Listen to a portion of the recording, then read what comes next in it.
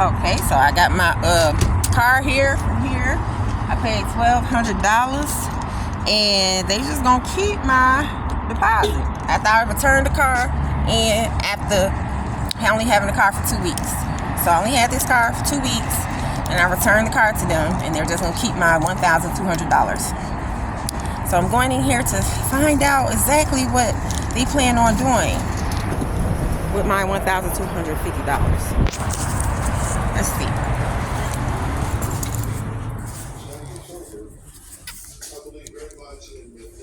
Where in the world have you been? Where have I been? Been in the hospital? I haven't been in the hospital. Jail? I haven't been in jail. Where you been? Well, I've been at home. Oh. But you all have the vehicle. You all kept the vehicle. And so We repossessed the vehicle. You didn't pay for it. Right. I only kept that vehicle for 2 weeks. I returned, that vehicle was back on your site at the time of the 2-day period. How can you repossess a vehicle? I only kept the vehicle for 2 weeks.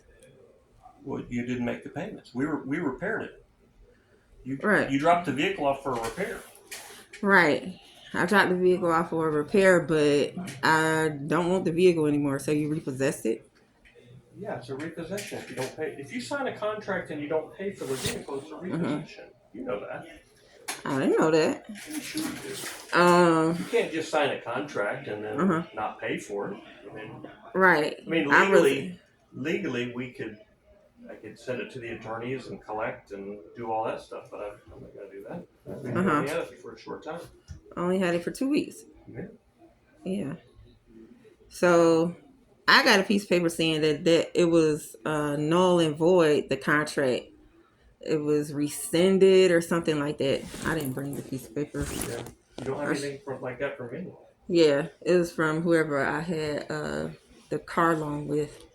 But because I only had that car for 2 weeks. You had applied for a car loan. We applied it and it was turned down in different companies. So they sent you notifications. Westlake. Yeah, you were turned down by them. But we didn't do the loan through Westlake. We did it through us. Through On the Road Again. Oh, okay. Through On the Road Again. Okay. Yeah, that's who the lien holder. We were the lien holder.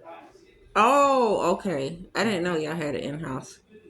Yeah, that's what all the paperwork said. Okay. All right. So I was coming from my $1,200 deposit. There is no deposit. We paid sales tax. There is no. It was a repossession. What do you mean? You just gonna take my $1,200?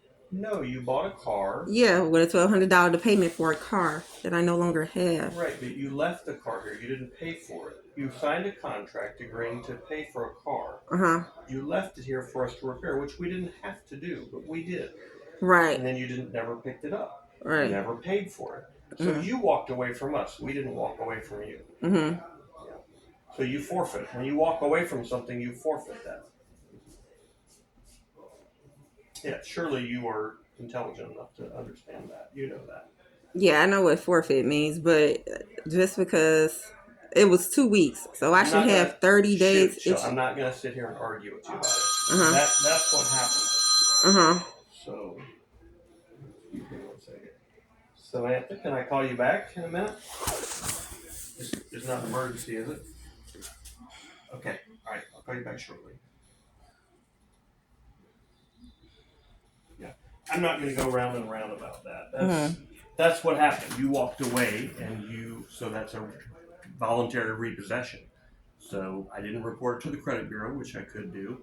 I didn't. After 2 weeks, you can't do that. You can do it after 1 day.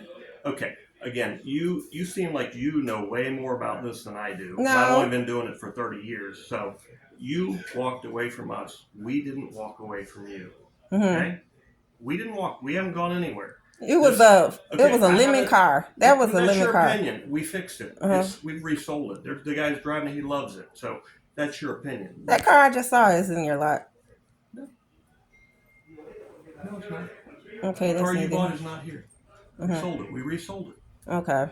Yeah, and he loves it, and it's great. So it did have an issue. We fixed it. I don't even remember what the issue was. There were several issues. Okay, well, whatever they were, they didn't cost me that much. So. but we resold it. So if that's what you're here for, then I mean, that's not happening. We're not refunding anything because there is no refund. Okay, well, I need paperwork that says that you gave me paperwork. So I got to sue you for my $1,200? And I had to take you to court. You do. Yeah. And you'll lose. And you'll pay my attorney fees. Okay. All right. Well, that's bad business. You don't think so, but it is bad business to the customer. That's $1,200. And I only kept that car 2 weeks. That was a bad car. And I realized that within the first week, and I came back and you said you would give me $600 back.